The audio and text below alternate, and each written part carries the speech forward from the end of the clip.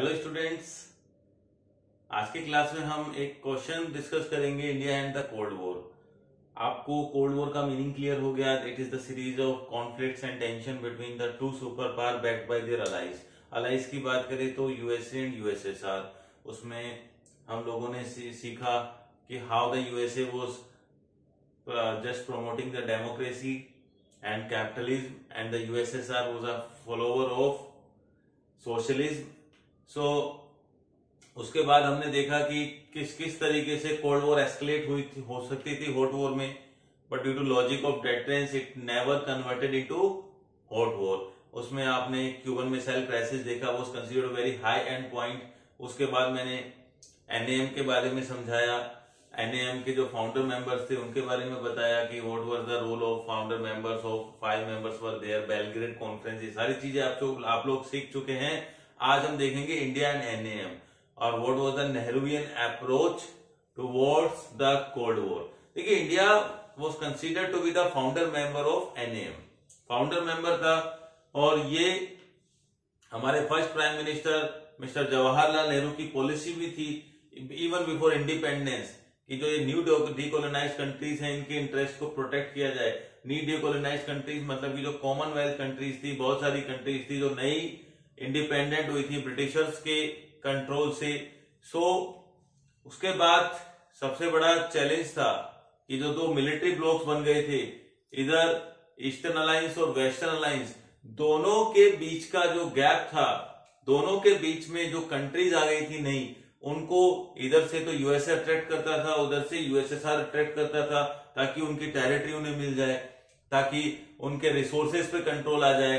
और साथ ही साथ अगर पास में कोई कंट्री है जो कि राइवलरी है जिसके साथ यूएसए की, जैसे कि हम इराक ईरान वगैरह की बात करेंगे, वो जब हम US hegemony in world politics chapter पे आएंगे तो ये चीजें आपको क्रोनोलॉजिकली ये अरेंज्ड हैं, उस चीज को आप समझते चलिए साथ साथ। तो क्या था कि साथ वाली कंट्री अगर हमारे फेवर में है तो हम उसकी नेबर कंट्री हमारे अगेंस्ट है। लाइक पाकिस्तान और इंडिया की बात करें, सपोज पाकिस्तान यूएसए के फेवर में है, इंडिया अगेंस्ट है, तो वो पाकिस्तान के साथ they could be in collaboration और बदले में पाकिस्तान उनको अपनी टेरिटरी प्रोवाइड करेगा, तो ताकि वो इंडिया के ऊपर सर्विलांस रख सके, इंडिया के ऊपर स्पाई कर सके, और कोई भी प्रॉब्लम हुई तो they can directly have an attack on India from Pakistan और from the land base of Pakistan. तो इस तरीके की प्लानिंग चल रही थी। बट ड्यू टू और इंडिया और अदर कंट्री जो न्यू डिकोलोनाइज्ड कंट्रीज थी, चाहे वो अफ्रीका की हो चाहे कहीं की भी, तो उनके सामने एक चैलेंज था कि अपनी इंडिपेंडेंस को प्रोटेक्ट रखना, because it was very hard and sovereignty. India की बात करें तो कितना लीगेसी ऑफ फ्रीडम स्ट्रगल है। सो नेहरूवियन अप्रोच थी not to join any alliance, ये किसी भी अलायंस को ज्वाइन नहीं करना। तो India and the cold war की बात करें, सो इंडिया, फर्स्ट बात अगर हम करें तो India remained away from joining any alliance. That means that is policy of NAM। कौन सी पॉलिसी फॉलो करी थी इंडिया ने? Non aligned movement. सेकंड क्या थी? जो न्यू डिकोलोनाइज्ड कंट्रीज थी उनके इंटरेस्ट को प्रोटेक्ट किया इंडिया ने। So India acted in favour of protecting the interest of